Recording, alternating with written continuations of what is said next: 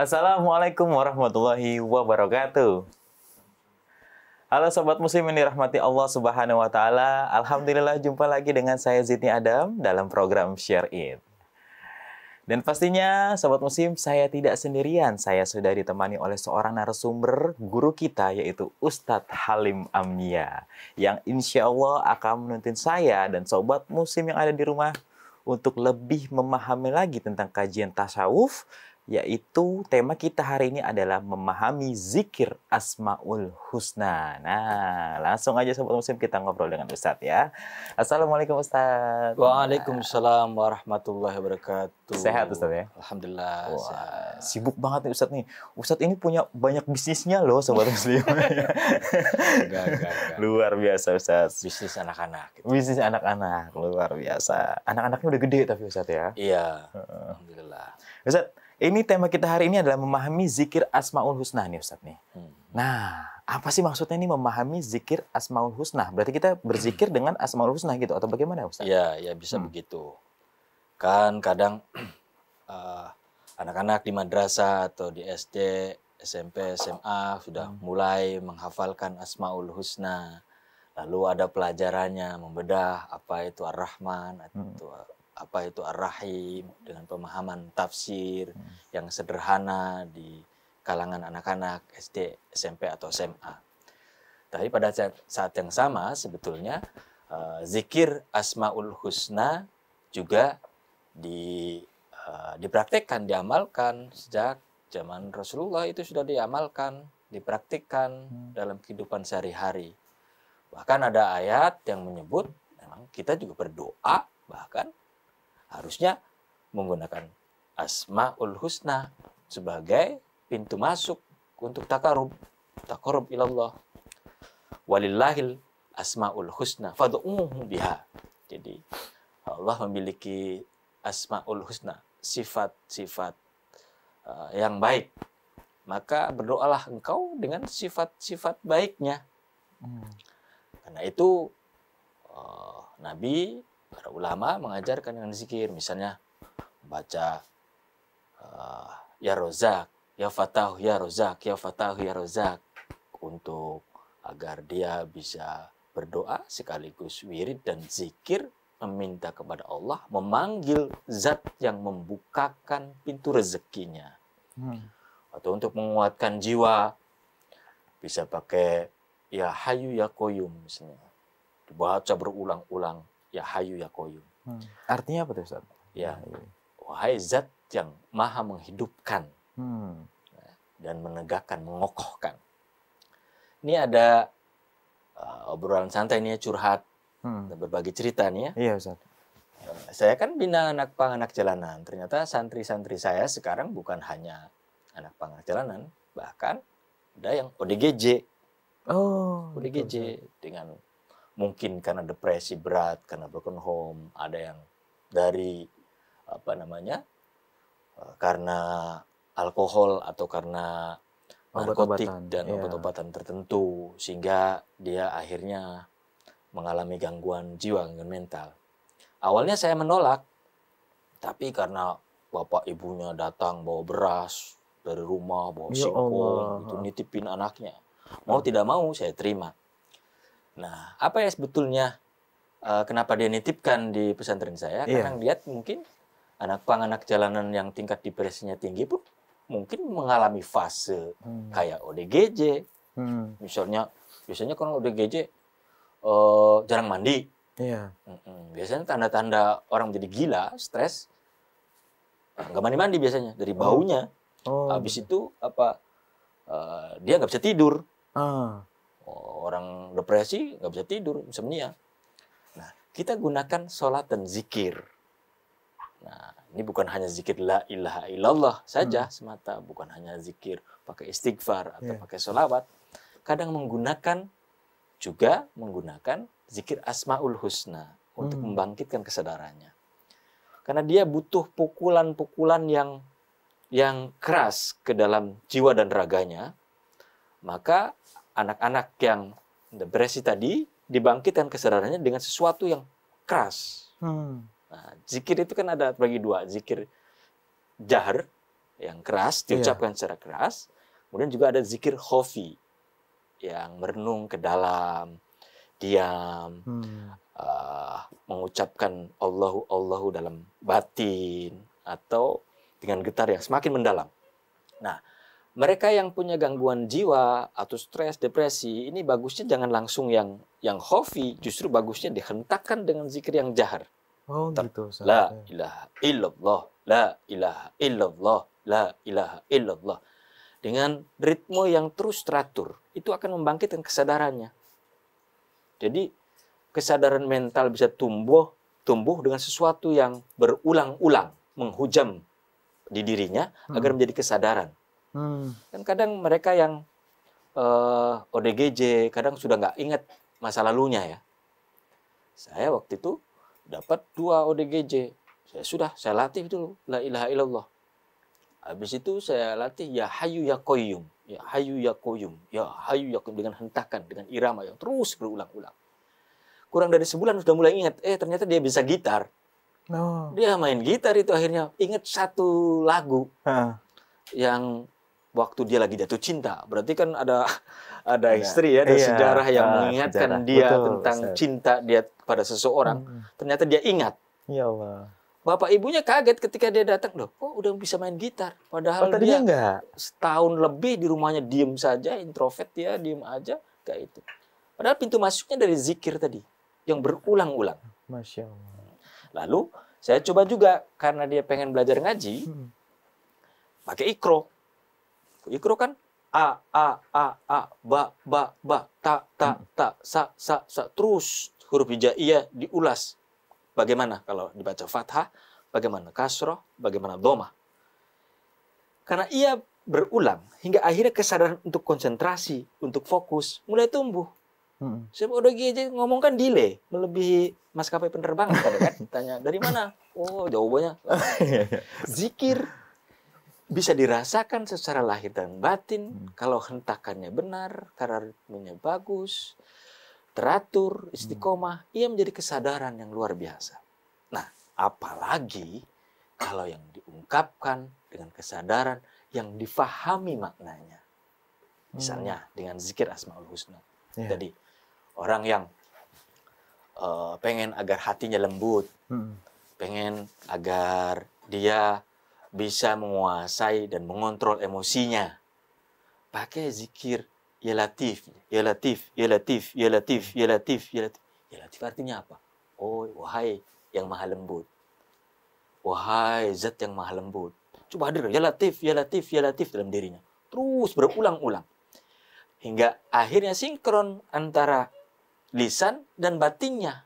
Tumbuh kesadaran dalam dirinya bahwa dia harus mensifati Tuhan yang maha lembut. Yang welas asih, yang sayang, yang biasa memaafkan. Nah, Tuhan itu kan maha ghafur, maha mengampunkan dosa orang yang berulang-ulang. Kadang-kadang kita melakukan kesalahan kan nggak sekali kadang ya. Benar, Ustaz. Dan berkali-kali. Allah punya sifat pengampun yang berulang-ulang.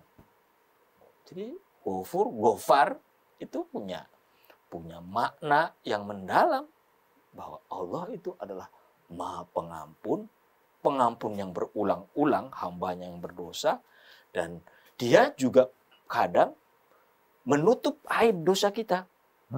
Coba kalau kita memahami Asmaul Husna, lalu ia menjadi kata sakti yang kita ucapkan berulang-ulang kepada Allah secara pribadi. Dalam keheningan, di gelap malam, sendirian. Ya Rozak, Ya Rozak, Ya Rozak, dengan kesadaran batinnya. Itu kan dahsyat. Kita kan berarti lagi menyebut sifat Tuhan, memanggil zat Allah dengan sifatnya yang kita butuhkan. Ya Rozak, wahai yang maha memberi rezeki.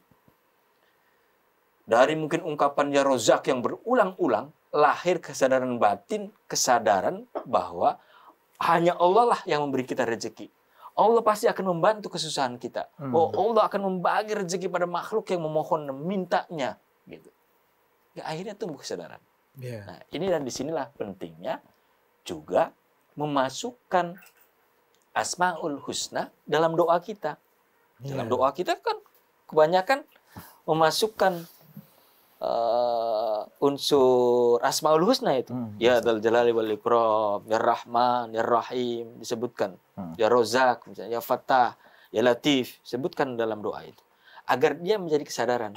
Bukan hanya pemahaman kita tentang tauhid, bukan hanya pemahaman kita tentang ilmu kalam, tetapi juga mendarah daging dalam batin kita bahwa Allah dekat, bahwa kita hadir bersamanya, bahwa kita lagi berusaha mensifatinya, bahwa kita lagi meneladani sifat dan keagungannya, bahwa kita sedang menyaksikan perbuatan keputusannya.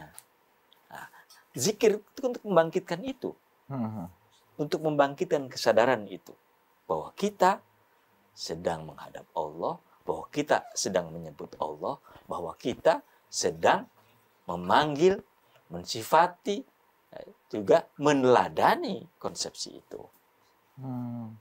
Masya Allah. Tapi Ustadz, kalau bicara masalah zikir ini Ustadz ya, apakah kita dengan kita ini membaca buku ataupun kita sedang belajar, apakah itu termasuk hakikatnya berzikir Ustadz? Ya, betul.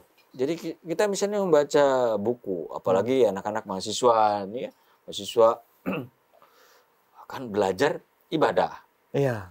Apa yang dia baca sebagai pencarian ilmu, itu adalah upaya penyadaran tentang kesadaran ingat pada Tuhan. Ingat bahwa apa yang dilakukan adalah ibadahnya. Ingat bahwa apa yang dibaca adalah gairah ilmu yang dia butuhkan untuk masa depannya, untuk mengingat Tuhannya, untuk menyembah Tuhannya, untuk mengenal ilmunya. Itu juga bernilai zikir secara tidak langsung. Nah, habis itu ada juga mungkin hal-hal yang lain di luar itu, di luar bacaan, perenungan mendalam, tafakkur, muhasabah, itu juga bagian dari zikir. Kita merenung mendalam, itu kan spiritualitas. Merenung secara mendalam. Misalnya, merenung, ini bagaimana cara agar di komplek ini nggak terjadi banjir. Oh, ini mestinya saluran yang sebelah sini harus dibersihkan dulu jelang musim hujan. Kan merenung itu. Mikir. Kalau kita niatkan itu bagian dari pengabdian kepada masyarakat. Lihat kan bagian dari pengabdian kita pada Tuhan, menjaga lingkungan agar tidak kena banjir, agar tidak mengotori rumah penduduk, agar tidak becek. Itu kan sebenarnya penyadaran tentang zikir sebetulnya. Kita bertafakur, merenung, dan mentadaburi alam. Jadi bukan hanya kita memahami zikir itu ucapan yang berulang-ulang saat sholat ataupun saat wiridan setelah sholat yang kita ucapkan la ilaha illallah. Tidak hanya sekedar itu. Ya, macamnya banyak. Nah, di Asmaul Husna karena ia menjadi tuntutan perintah Tuhan dalam Al-Quran dan hadis, maka rangkaian ini bisa kita dapatkan dalam percontohan para sahabat atau ulama yang mengamalkan.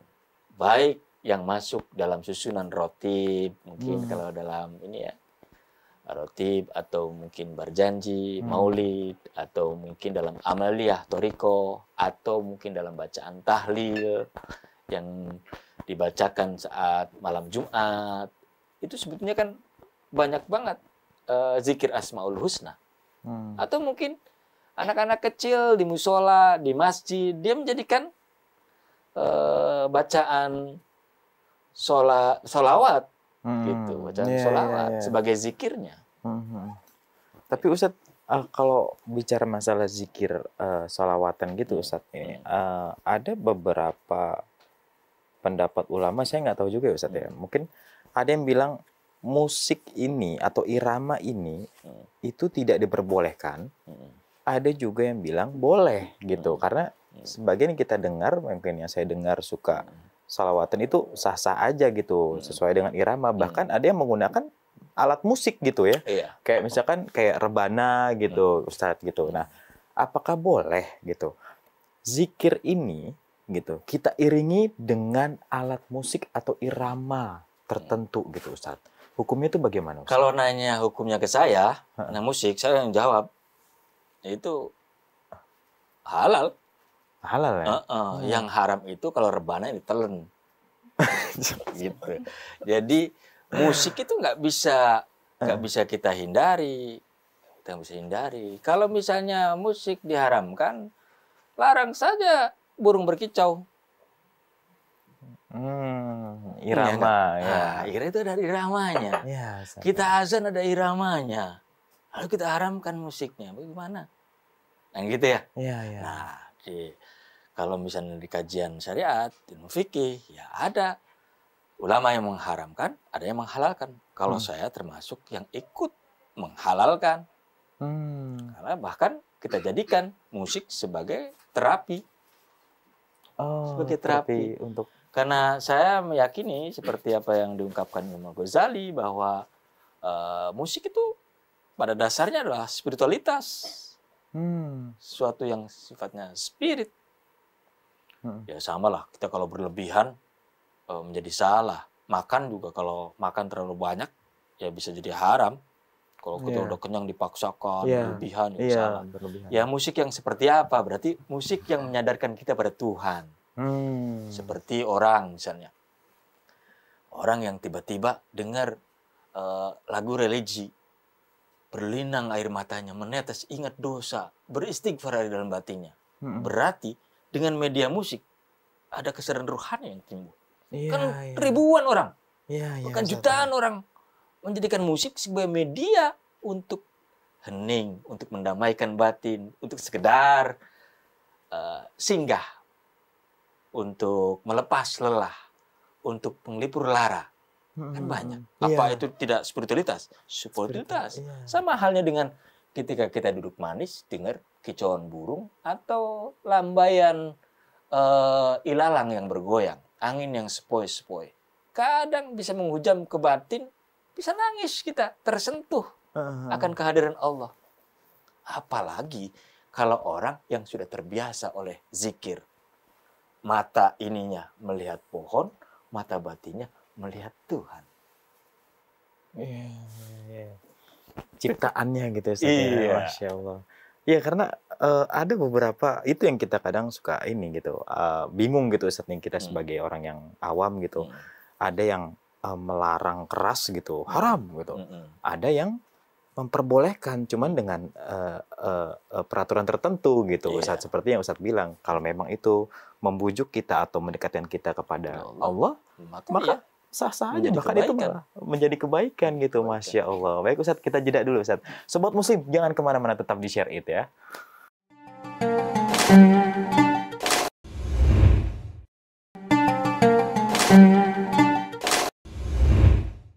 Baik Sobat Muslim, masih bersama saya Zidnia Adam dan juga Ustadz Halim Ambia. Nah, Ustadz, tadi di segmen sebelumnya nih Ustadz, bahas masalah musik. Saya masih penasaran nih Ustadz nih, masalah musik ini Ustadz. Ada musik gitu Ustadz ya, yang memang yang Ustadz bilang tadi lantunan liriknya itu adalah sebuah penghambaan kita terhadap Tuhan, contoh misalkan religi gitu Ustadz ya. Tapi ada juga musik nih Ustadz nih, yang maksudnya liriknya mungkin kita anggap belum tentu itu sebuah penghambaan kita terhadap Tuhan gitu Ustadz. Maksudnya biasalah gitu, atau enggak cinta-cintaan atau apa gitu nah Ustadz. Nah itu bagaimana tuh Ustadz? Ya yang seperti itu ya mungkin kita hindari. Jadi sama ini kehidupan ini kan sesuatu yang kita bisa lihat secara paradoks atau hitam putih, depan belakang atas kanan gitu.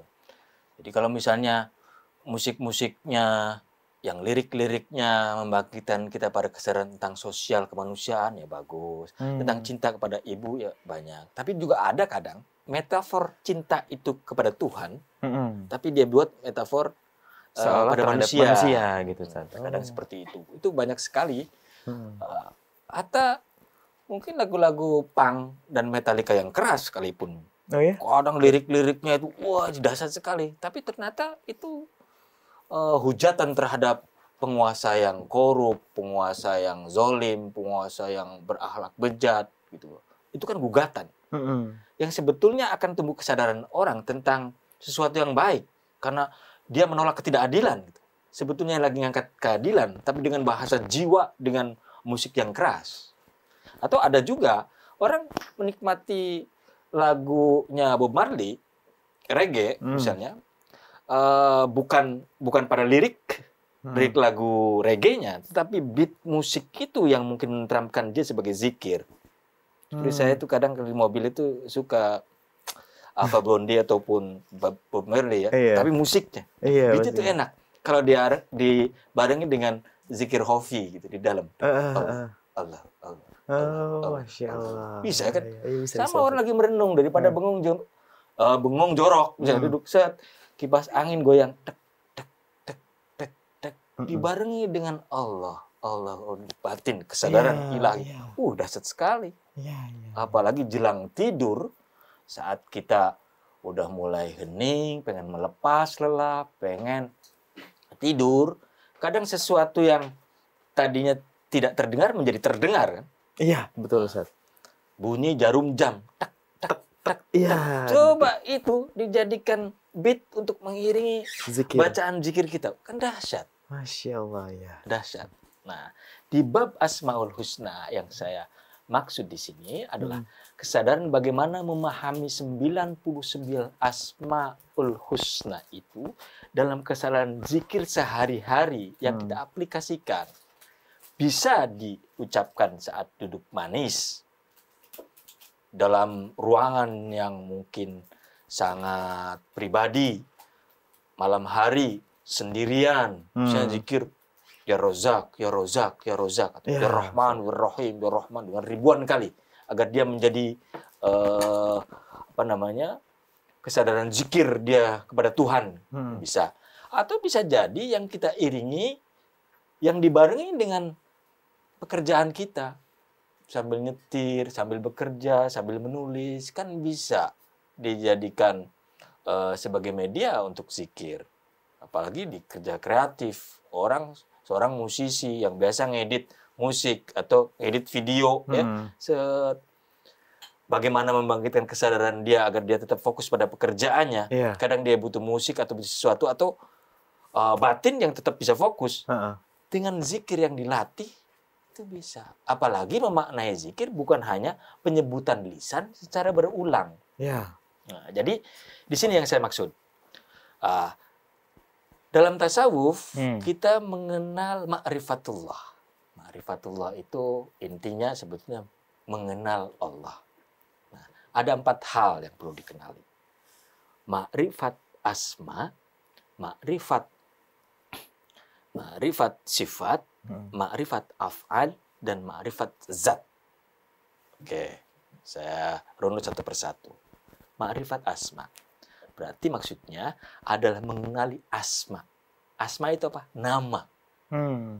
Mengenali nama Allah. Asmaul Husna. Berarti nama-nama baik, maksudnya nama-nama Allah. Ar-Rahman yang maha pengasih. Ar-Rahim yang maha pengasih ya. Misalnya Ar-Razak yang maha memberi rezeki. Al-Hayyu yang maha hidup. Itu kalau dijadikan pengingat kita bahwa kita sebetulnya lagi memanggil atau mendekati nama-nama Tuhan dengan sifatnya. Namanya dia Rahim, ya kan? Ya, Rahim karena yang maha penyayang. Sifatnya benar penyayang, yang menyayangi. Ya, jadi kita mengenal nama sekaligus mengenal sifat. Lalu kita juga tidak berhenti di situ. Kita juga memahami af'al. Af'al itu artinya perbuatannya, ketetapannya, keputusannya, ketentuannya. Misalnya, Allah itu maha penyayang. Dia menyayangi hambanya. Kemarin ada gempa bumi. Allah ternyata menyelamatkan beberapa orang bayi, misalnya, dari reruntuhan. Berarti kan kita itu diajarkan bagaimana mengenal asmanya, mengenal nama maksudnya, mengenal sifatnya, dan mengenal perbuatannya. Yang terakhir, mengenal zatnya. Mengenal zat, pengenalan zat ya nggak bisa pakai fisik, nggak bisa dibayangin, divisualisasikan, enggak. Itu zat yang tidak bisa kita bayangkan seperti apa wujudnya. Maka yang keempat hal tadi, gampangannya begini, ini contoh. Iya, Ustaz. Saya itu sejak kecil dulu itu menyukai untuk berkunjung ke rumah nenek saya, namanya Nyai Sinom. Kalau saya pulang sekolah SD atau madrasah itu biasanya mampir ke rumah nenek itu disuguhi kerak nasi atau bahasa orang Sunda atau orang Jawa itu intip ya, yang digoreng pakai ketumbar dan garam, gurihnya itu melebihi rangginang, enaknya melebihi kerupuk, dahsyat lah. Pokoknya suka banget. Sehingga saya selalu ingat intipnya Nyai Sinom, keraknya Nyai Sinom. Hingga hari ini saya dan keluarga saya suka nih makan kerak nasi tadi, kerak nasi. Setiap saya makan kerak nasi, saya mengingatnya. Mengingat Nyai Sinom sebagai nama, mengingat pemberian dia yang baik banget ke saya ngasih gitu. Hanya dengan sentuhan itu. Sentuhan atau penglihatan, bahkan baunya kerak nasi setelah digoreng aja saya masih ingat. Masih ingat 40 tahun yang lalu atau 35 tahun yang lalu saya ingat. Nah, keempat makrifat tadi bisa nggak kita analogikan metafor ini pada makrifatullah? Bisa. Misalnya tadi Allah adalah nama zatnya. Nama zatnya. Nama sifatnya apa? Sifatnya itu Rahman Ar-Rahim. Di samping dia punya nama dan dia punya sifatnya. Nah, sifatnya Rahman. Sifatnya apa? Rahim. Namanya Rahman Rahim yang punya sifat mengasihi, menyayangi, menyayangi. Sama. Perbuatannya gimana? Ya, perbuatannya yang menyayanginya. Menyayangi seperti apa? Coba kita wirid atau zikir Asmaul Husna. Ya Rahman, Ya Rahim, Ya Rahman, Ya Rahim, Ya Rahman, Ya Rahim. Itu bisa menarik, menumbuhkan, bahkan membuncahkan hal-hal tentang kasih sayang Tuhan yang kita bisa saksikan secara indrawi. Bagaimana kita disayang Tuhan dengan pemberian rezeki, pekerjaan, dapat kasih sayang istri cantik yang soleha, anak-anak yang bikin kangen. Itu kan sebetulnya wujud dan pengejawantahan makna kasih sayang Tuhan yang kita saksikan sifatnya perbuatan Tuhan. Yang nggak ada di dunia ini selain perbuatan Tuhan. Hakikatnya. Nah, zikir Asmaul Husna memudahkan orang membangkitkan kesadaran tentang Tuhan. Tapi jangan hanya dihafal dan diucapkan berulang. Tapi juga dihayati. Maka kajian di MNC Muslim TV dari Ustadz Jamharuddin itu juga menjadi penting. Pemahaman tentang Asmaul Husna menjadi penting sebagai tools, sebagai alat, sebagai media untuk memahami lebih mendalam kita tentang tauhid, memahami kita tentang syariat, memahami kita tentang batin, memahami kita tentang konsep kemanusiaan dari Asmaul Husna. Gitu. Tapi Ustaz, kalau seandainya kita berzikir Asmaul Husna ini, kita berzikirnya nggak pakai bahasa Arab. Maksudnya nggak pakai ya Rahman ya Rahim, tapi yang Maha Pengasih, yang Maha Penyayang gitu. Itu boleh nggak sih Ustaz? Ini sebetulnya pertanyaan bukan boleh atau tidak, ya pasti akan terjadi.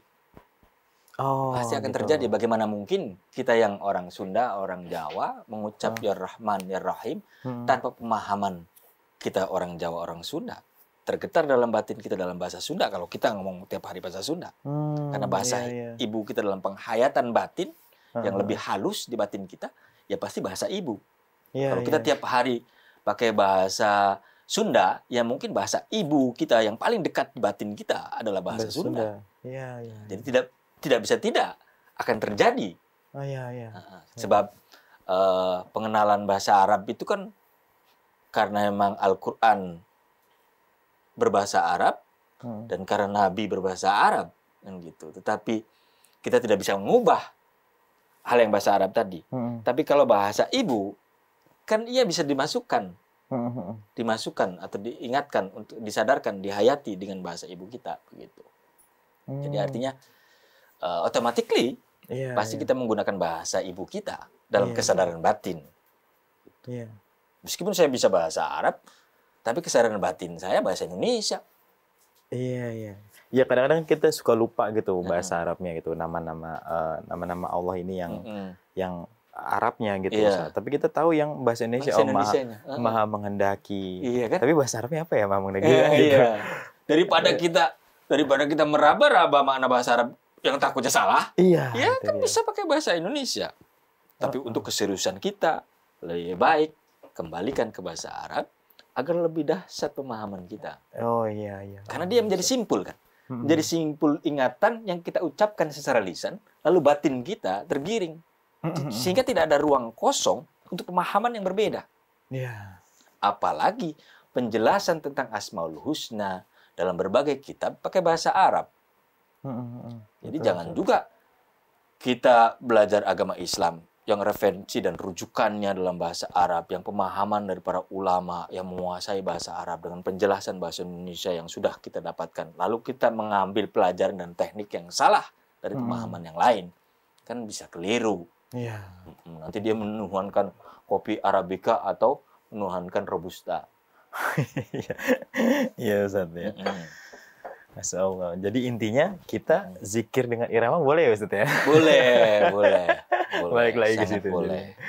Karena saya sering banget mendengar orang sholawatan nih, terus pakai alat musik misalnya kayak Allahumma sholli sholatan. Ada gitu Ustaz gitu. Ya biarkan. Tapi ada begini, orang yang melarang itu ada gitu Ustaz. Jadi kadang ketika itu dilakukan secara berjamaah, entah itu sholawatan bareng-bareng, baca maulid tiba bareng-bareng, itu kan sebetulnya sebagai tasliyatur ruhani, sebagai hiburan ruhani. Bukan berarti ibadah kita hanya melulu pakai itu, bisa salah. Kalau kita nggak sholat ya salah. Itu kan hanya tasliyatur ruhani. Jadi hiburan ruhani yang dinyanyikan bareng-bareng agar dia menjadi kesadaran yang refleks, yang setiap saat bisa dinyanyikan, disenandungkan. Kan penting senandung juga. Kadang kan senandung mewakili hal-hal yang tidak bisa kita ucapkan. Kita bersenandung di kamar mandi, nggak ada larangan di kamar mandi misalnya. Senandungnya senandung yang enak. Atau senandung di dapur sambil menyiapkan makanan. Itu kan bisa juga. Tidak semuanya zikir harus dengan konsentrasi penuh. Seperti saat kita duduk di dalam masjid, konsentrasinya, volumenya mungkin kadarnya berbeda. Gitu. Jadi itu bagian.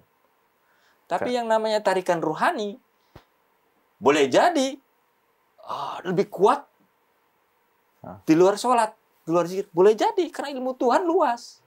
Misalnya begini, akan ada kebaikan, akan ada pahala yang kadang tidak kamu dapatkan lewat sholat dan zikir atau puasa.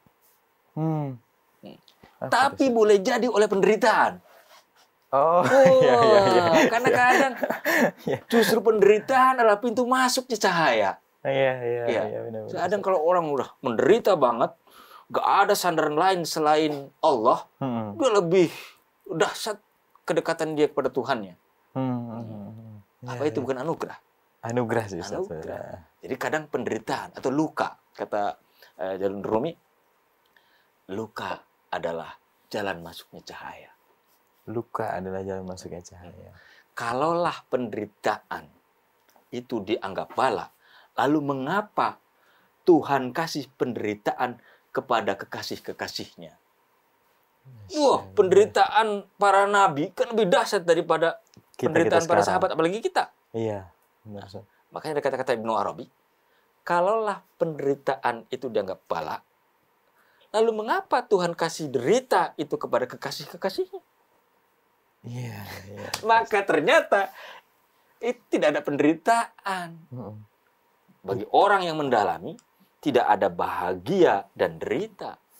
Orang yang ridho kepada Allah, itu manakala derita dan bahagia terasa sama. Semuanya bagian dari anugerah Allah. Maka jelas tadi, kadang Allah berikan kebaikan, berikan anugerah, berikan rezeki, di luar rezeki dari sholat atau puasamu. Tapi dari masalahmu, dari gaji yang nggak turun-turun. Ya Allah.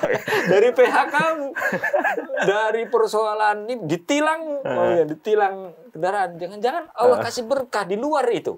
Oh, ini ongkos derita, gitu. Ongkos deritamu, gue tambah loh, gitu. Sama ini saya analogikan ke anak jalanan. Iya. Kalau kita misalnya, kita lagi duduk di kafe, tiba-tiba pengamen datang, gonjreng. Kalau dia lagunya nggak enak, kita langsung kasih itu, biar pergi nggak ganggu makanan kita kan. Tapi kalau dia lagunya enak, kita biarin dulu, selesain dulu lagunya. Bahkan kita kadang nambah request lagu lain. Coba kita analogikan. Kita berulang-ulang meminta kepada Allah dengan surat hajat kita, dengan zikir yang luar biasa, dengan doa yang membuncah. Allah nggak kasih gitu. Sampai pernah ada cerita malaikat sampai komplain, ya Allah kasih, dia udah baik, dia udah beristighfar, dia udah bertobat, kasih. Tapi Allah jawab apa? Biarin, aku senang mendengar rintihannya. Masya Allah. Sama dengan kita tadi. Iya. Kita pasti kita kasih tuh pengamen yang lagunya enak, yang rintihannya sedap, kita kasihnya banyak. Iya, tapi nanti selesaiin dulu lagunya, atau nambah lagu yang lain. Iya, jadi agak lama gitu. Iya. Baik Ustaz. Sobat Muslim, jangan kemana-mana, tetap di Share It ya.